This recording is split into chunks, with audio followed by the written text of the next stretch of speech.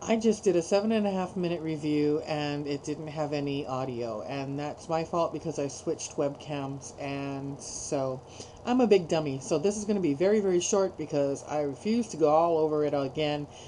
I was kind of weirded out about Nick's reaction. He just seemed so out of sorts, like he was hurt and pissed and taking the game way too seriously, totally forgetting it's a game. Let's see. Oh, it was notable. Amber crying again. But if you noticed when she was in the room with Dustin, her back was to Nick. Nick walks in. She's facing Dustin. Dustin's facing right. Anyway, her face was stone cold killer, dry eyed. But then when he leaves, I don't know if that's editing or if that's her. She's kind of starting to do the cry thing again. So people, it's her game. Mark my words. Youngsville with Dick attacking Jen. First he starts in about Jamaica and using her, and then it moves to how conceited she was about the picture and hiding it and covering it and pulling down the one with her mom. And then he got even more juvenile by dumping tea on her head, and when he was given the chance to apologize, he didn't. So Youngsville and childish, very much so. When Jen was judging Danielle, saying, that something about taking her boyfriend away from her fiance, Danielle denied it, but I'd like to know more about that. So if any of you people have been reading Joker's updates and know the entire story, come on, share already. I remarked about Dick and Danielle talking game, and Danielle actually saying, quotes, us, as in Nick wasn't good for our game kind of deal. Advances, you guys. We're making advances in that relationship. I remarked about during HOH, Jen seemed to be the only one that was really super prepared. She was wearing her Janelle glove. She, put her hair up and pulled it back into a ponytail and had, her little hair thingy holding it back. And I think that Danielle did something too.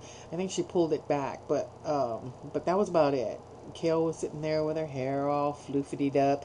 So there are people that just haven't really studied the game to the point where they've gotten, the idea that you might possibly be doing an endurance test, and if that's the case, it gets cold in the evenings, and they were all in their tank tops and just not prepared. Several people, I think two people brought their jackets outside, but then they kind of dumped it by the door. Dingalings. I would have at least wrapped it around my waist so that when I needed it was there.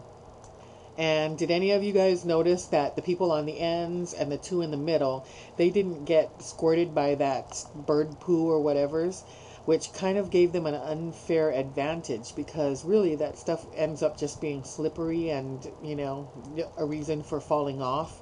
And I believe that those four people that were not squirted were Jen, Danielle, Eric, and Zach.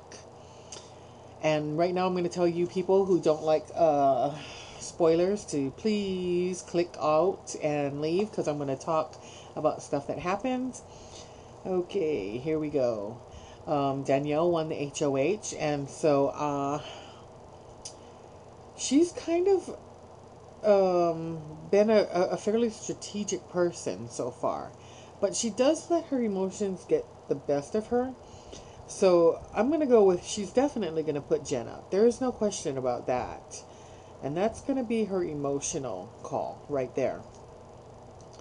And I'm going to say that she's either going to put Kale up or Zach up, obviously. There's not a whole lot more other people to really be putting up. But I'm thinking Kale because, what is this going to be like their third week up together?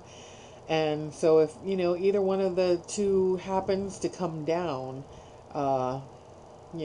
Zach will go in, or if she nominates Zach, then Kale will go in. And I have a feeling that it's going to be Kale's turn to go.